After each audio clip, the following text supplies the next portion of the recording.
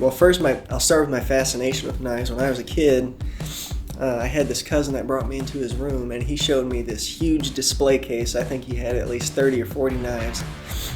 And I think not maybe 30 seconds later, my mom walks in, and she's like, "Oh, you can't show him that," and told me I'll never get a knife ever. And I think from then on, I just always kind of wanted some kind of cool knife or collection. Later on in life, I kind of got interested in survival, and I was like, okay, I need a really good knife.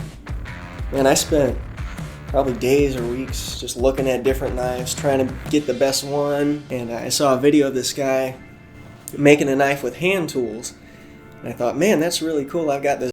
So I started making a knife like that, got maybe halfway, and then I saw people forging knives.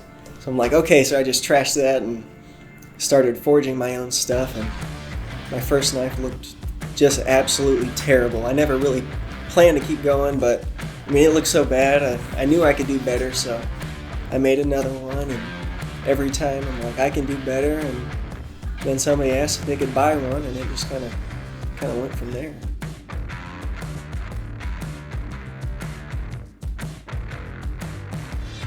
I'd say I've failed at least as many times as I've succeeded.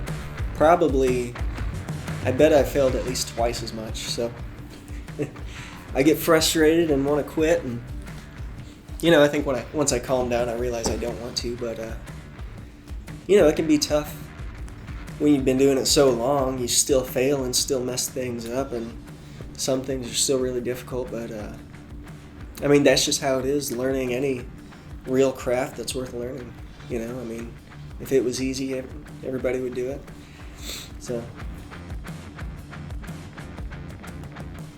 do I consider myself an artist? I'd kind of consider myself a bit more of a craftsman. I mean, the first most important thing when making a knife is that it functions the way it should. Looks are always second. Some people make knives that are, purely for looks, and they look great, but they probably really wouldn't work the way you want them to. So I suppose in a way I'm an artist. I kind of consider myself a craftsman first. One of my favorite sayings is from somebody I look up to. Be a maker, not a taker. And what that means is a lot of people spend their free time consuming things like watching YouTube and watching TV and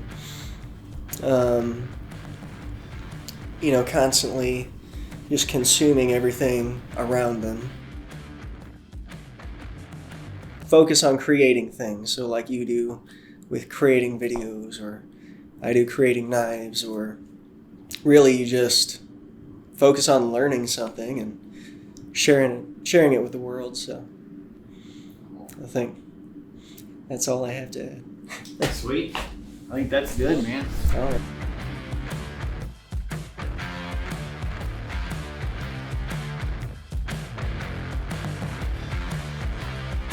Why I keep doing it, I guess the constant desire to get better at it. Just the desire to master it.